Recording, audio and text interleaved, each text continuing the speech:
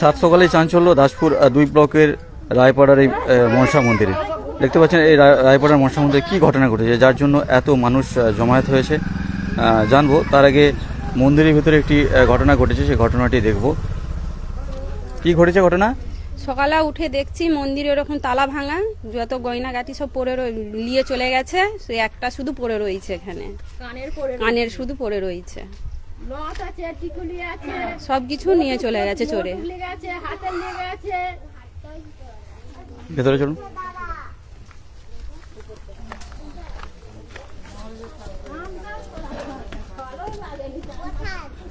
তালা ভাঙা দেখো, তালা নিয়ে পালিয়ে গেছে ভেঙে? হ্যাঁ, পুরো তালা নিয়ে চলে গেছে, তালা ভাঙা, তালা ভাঙা একেবারে। মনসা মন্দিরে চুরির ঘটনা ঘিরে এলাকায় চাঞ্চল্য। মন্দিরের কোনো গয়না নেই, সব নিয়ে চলে গেছে। মনসার গায়ে সমস্ত গয়না খুলে নিয়ে চলে গেছে। হ্যাঁ, মনসার গায়ে সব গয়না নিয়ে চলে গেছে।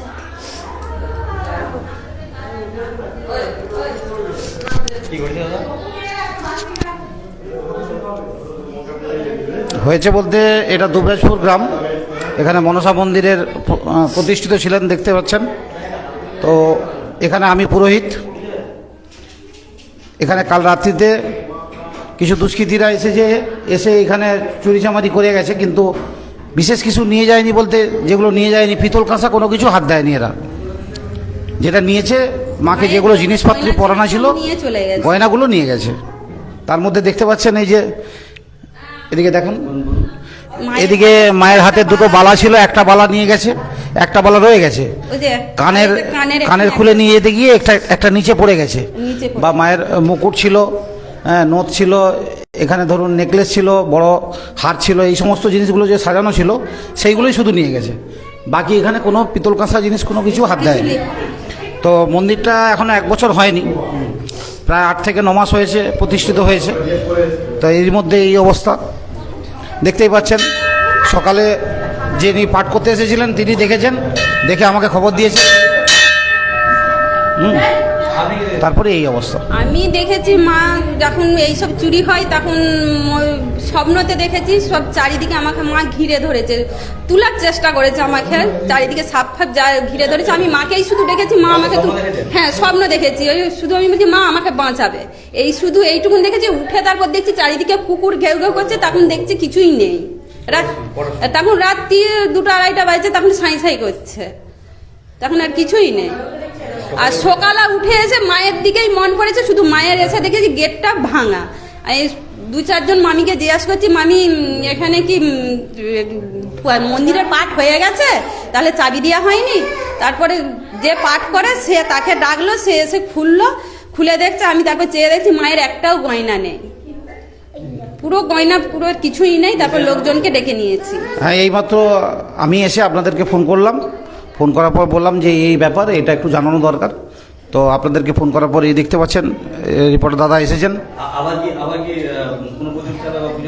হ্যাঁ, প্রতিষ্ঠা তো করতেই হবে, কারণ যেহেতু ঠাকুরকে ছোঁয়াছুঁয়ি হয়েছে, প্রতিষ্ঠার একটা ব্যাপার আছে। তো আরেকটা ব্যাপার হচ্ছে, দেখুন ভেতরে একটা এদের পুরনো ঠাকুর রয়েছে, তার সেটাতে কিন্তু কোনো কিছু হাত পড়েনি, কিছুতেই নেই, কিছুই লাইনি, সবই আছে। এই মায়ের কাছে গয়না আছে, এই মায়ের কাছে গয়না নাই। এই দেখুন ভেতরে যেটা পুরনো রয়েছে তাকেও পরানো রয়েছে, কিন্তু তাতে কিছু হাত দেয়নি, তাতে কিছু হাত দেয়নি। এটা সাইডে আছে তো ওই জন্য বুঝতে পারেনি আমার মনে হয়।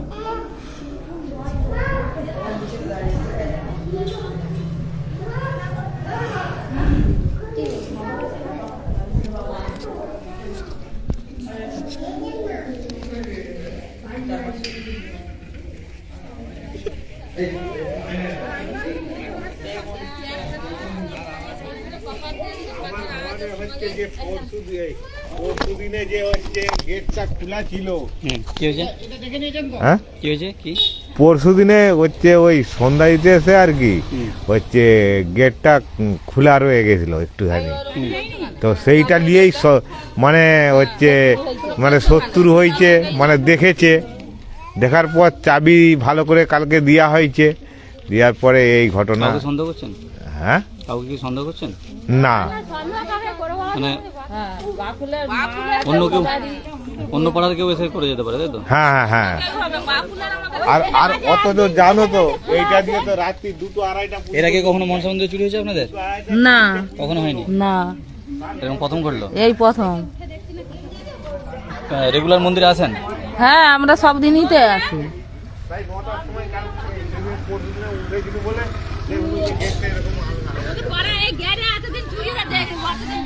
আমি কি বলবো, বলো। কি হয়েছে, মন্দিরে চুরি হয়েছে? হ্যাঁ, চুরি তো হয়েছে, আমিও তো এসে দেখছি।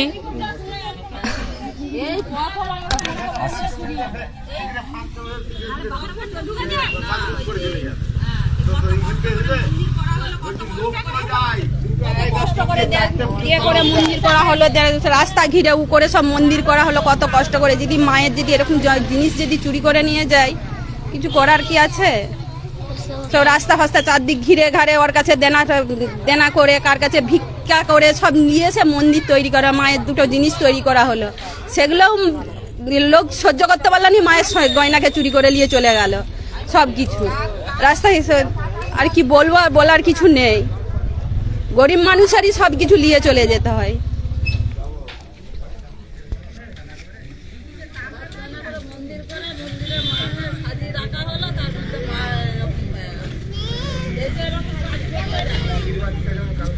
মায়ের কাছ থেকে কার এত সাহস হলো, মায়ের মাথা থেকে জিনিস নিয়ে চলে গেল।